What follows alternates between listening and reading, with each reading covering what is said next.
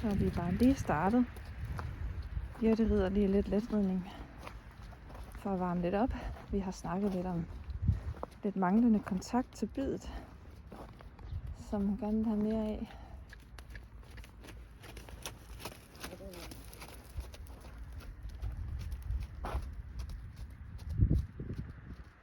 Vi har snakket om mange ting, det skriver jeg om.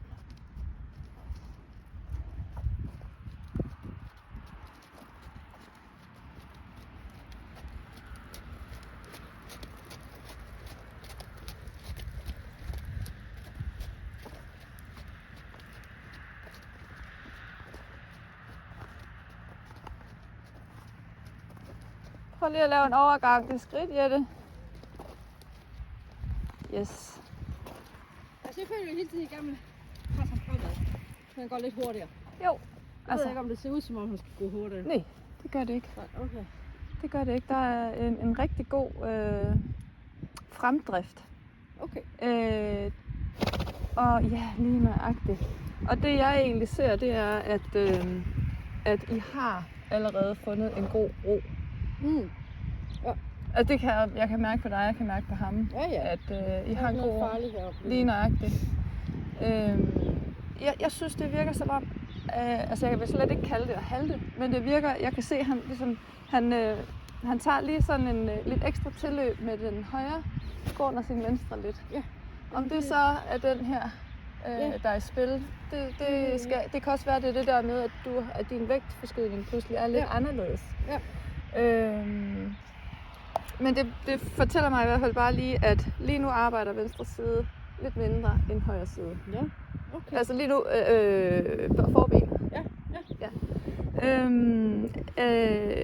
Han kommer ikke så langt frem med det venstre forben, som han gør med det højre. Okay. Nu kan jeg jo lige prøve, jeg starter lige videoen igen her. Og sådan der. Så, når nu du skal ride den her slangebue, så vil du gerne bede om en forpartsvigning. Det vil sige, du tager armen ud, nu er du på den anden, ikke også? Så du tager armen ud. Hvis du har indtryk af, at han har lidt svært ved at komme med dig den vej der, så må du godt lukke en lille smule hånden herom. Det er ikke noget med at stoppe, men du ved, lukke, så du ligesom lukker døren til den side. Ja. Altså du skal følge med herover. Kom, du skal følge med herover. Ikke? Så jeg lukker lige hånden om tøjlen herover, og vi skal den her vej. Ja. Nemlig. Hvor meget, altså så løs tøjler som muligt, eller kontakttøjler, eller? Ja, så vi vil gerne have, at du har en lige linje, og at du kan mærke kontakten med hesten. Fordi hvis først den er så slap, så der ikke er nogen kontakt, så bliver signalet også sløret. Ja. Så det er lidt ligesom, hvis du står og skal prøve at kommunikere i et tippetog, og det er nemmere at hive frem og tilbage, hvis det allerede er spændt ud med en anden i den anden ende. Så flytter den anden sig hurtigere, end hvis tippetoget det hænger ned, og du først skal ligesom hive op for at stramme til. Altså nu ser jeg jo Yellowstone for tiden, og de har jo bare langt tøjler. Det er jo bare vægten, der gør, at det.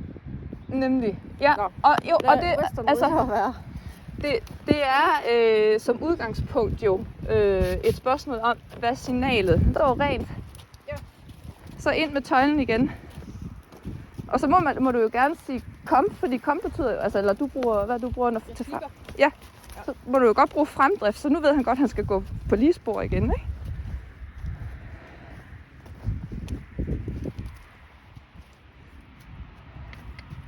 Ja, det er rigtig godt. Og så ind med den. Ja da.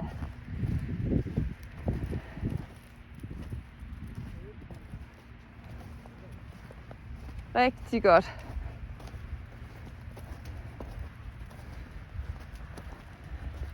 Jeg ved ikke, om du har lagt mærke til, når han så skal ud igen.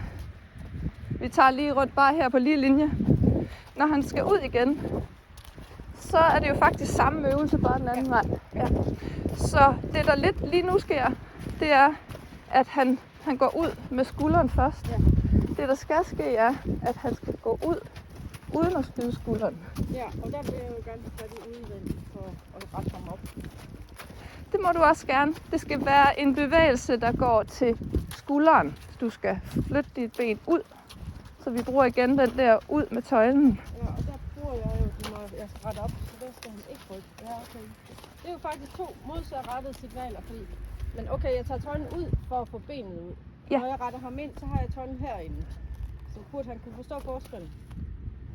Så nu går jeg den her vej. Jeg lukker døren her, jeg går den her vej. Så er jeg her, jeg går fremad. Så lukker jeg døren lidt her. Ja. Men ikke så meget i den side, fordi han vil skyde den skulder. Ja, så der skal du bare vente lidt med at lukke døren. Det er kun, hvis han ikke vil med. Okay. Fordi det, der kunne ske, var jo bare, at han går lige ud, og når du tager hånden ud, så går han den her vej ud. Okay. Ja. Yes.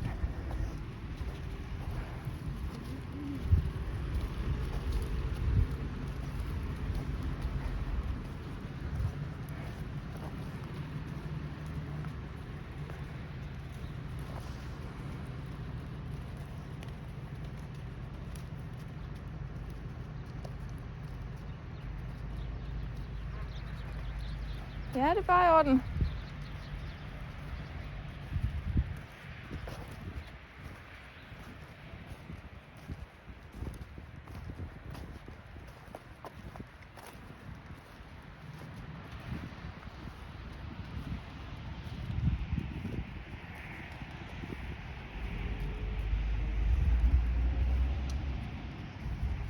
Så nu kan du lige starte bevægelsen lidt højere op, ikke, så du kommer ud. Og nu beder du om et. Ikke, så vi allerede her beder om et. Okay. Ja. Yes.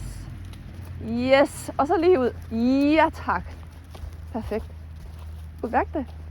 Ja, det kunne jeg godt.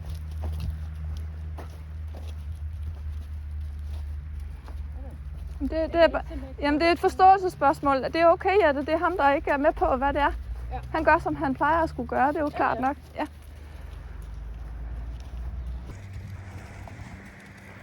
Så nu har vi lavet et ekstra. Jeg prøver lige at se det forfra, Jette. Så nu skal du lidt op, lidt før jo.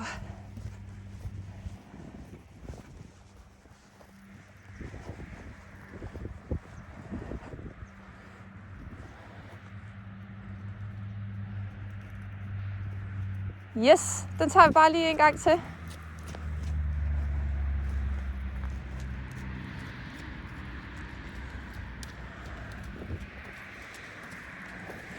Og Jette, du tænker, det er nu du flytter forben. Ud med den arm, ikke?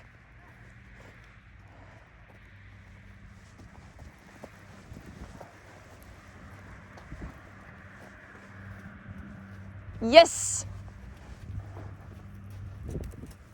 Altså, det der tankisk kraft, det skal man altså ikke. Altså, Nej, det skal man ikke undervurdere. Ja. Det er så godt, vi har det på video. ja. Det var meget bedre anden gang, hvor jeg tænkte, det er nu, jeg flytter forben, det er nu, jeg flytter forben. Yes. Men det er nok lige, Og ved du hvad, det her... den retter sig ind efter det, jeg tænker, ikke? Jo. Ja, og så retter han sig ind.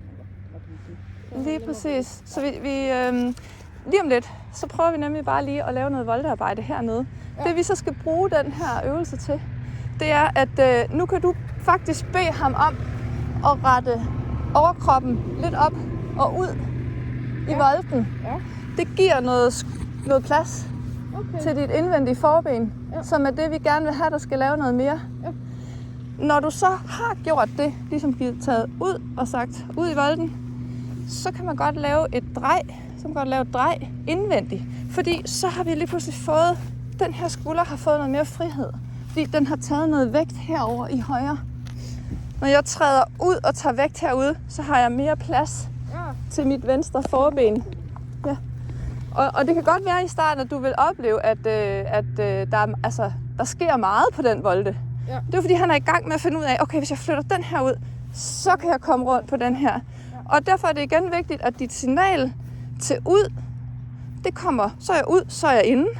Så er jeg ud, så er jeg inde. Fordi så skal du have fat i den anden side bagefter. Og sige, nu skal du dreje. Nu skal du flytte skulderen ud. Nu skal du dreje. Så det er igen bare for at støtte dig i, at det er rigtigt. at du skal komme med 2 forskellige signaler på 2 forskellige tidspunkter. Ja. Det er enten eller. Ja. Men vi tager den lige en gang mere. Du må jo godt øve dig i... vi har ikke snakket så meget temposkift, men der må jo godt lige komme en lille anholdning, inden du drejer op af kvartlinjen. Okay. Ikke? Så han ikke bare kommer rundt i samme tempo. Ja. Og det betyder jo så igen et lille stop inden, og så et kom. Ja. Ja. Det er mange signaler på her. Eller... Ja, som du skal. Ja, det er rigtigt.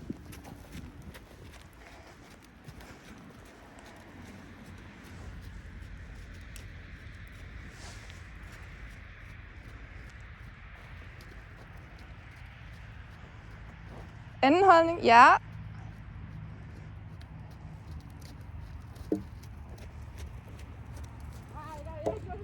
Ja, det er fair nok. Det er fint. Det er godt.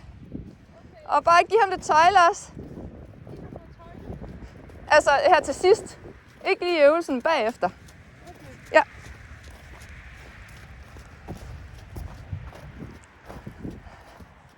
Så en lille anholdning. Og frem igen. Og ud i Jette. Lidt meget om han kommer på udsiden. Det er ikke så vigtigt. Men det er tydeligt. Jette! Det er godt det der. Ej, hvor fedt. Ja. Altså, jeg er på grænsen til at synes, at han er enormt klog. Jamen, han er ikke så klog. Ja. Han er i hvert fald meget... Han vil gerne behage. Nemlig, for han er så meget med dig. Altså, det er helt vildt. Så godt. Så prøver du lige så stille og roligt at lave en spiral, så den bliver lidt mindre ind mod mig.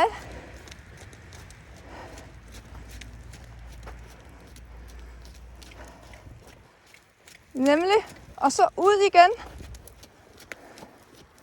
Nu har du et nyt værktøj, når du gerne vil ud. Så nu behøver du ikke bruge dit ben så meget.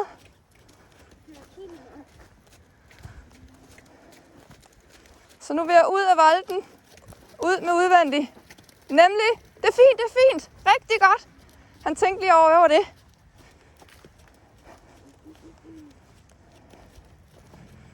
Og det der er det gode, det er, at jeg tror, at din krop følger også med ud. Du tænker også ud. Ja, nu tænker du ind. For nu spiralerer vi. Ja, og ja.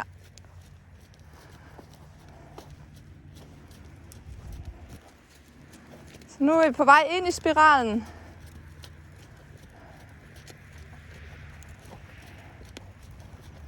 Og ud.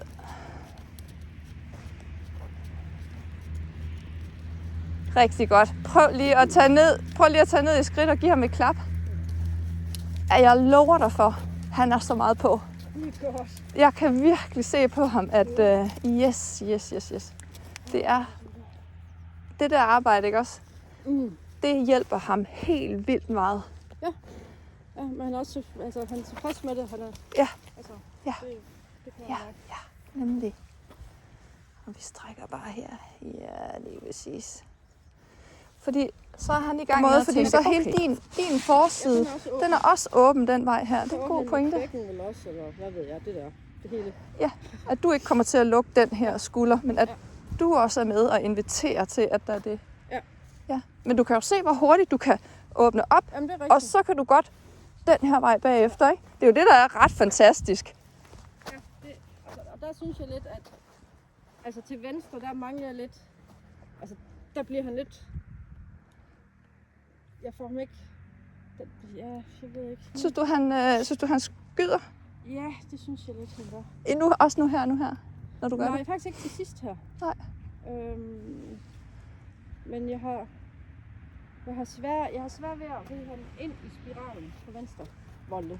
Ja. Jeg er nemlig ved at ride ham ud. Det kan godt være, at vi skal prøve den anden volde. For lige at se, hvordan det fungerer. Men det er jo fordi, det er et symptom på det, vi egentlig arbejder med lige nu. Nemlig, at den her skulder, den har ikke den samme bevægelsesfrihed. Ja. Så han kommer til... For det første kommer han til, han lægger sig i den. Så han tilter lidt den her vej ind, ikke også? Og det er det, jeg har altså fornemmelsen lidt bidløs, det er, at han... Ja, så hænger han på der, ja. Men det kan være, at det, der er årsagen, er, at han skal ud og tage noget mere vægt på den udvendige skulder, hvilket du jo beder ham om med den direkte tøjle ud. Fordi så får han den åbning, han skal bruge til, at det indvendige ben, det kan få lov til at komme med frem. Ja. Og det er jo det her ben, der skal kunne flytte sig, før det her ben, det kan komme ind under.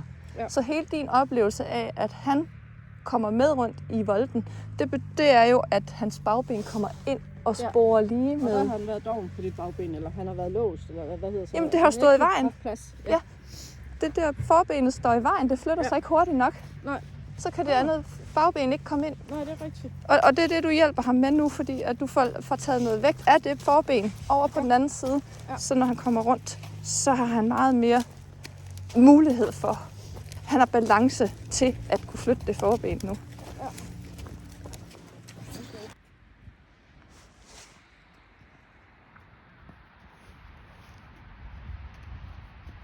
Okay. Åbne der! Yes! Jette. Jamen, det er jo min egen fejl, fordi at, jeg kører med venstre, som jeg ikke kunne til. Ja. Så jeg synes, vi skal lige prøve volden igen, og spiralen lidt ind og ud. Og så synes jeg altså også, at I har klaret det godt. Ja. Så er vi faktisk færdige.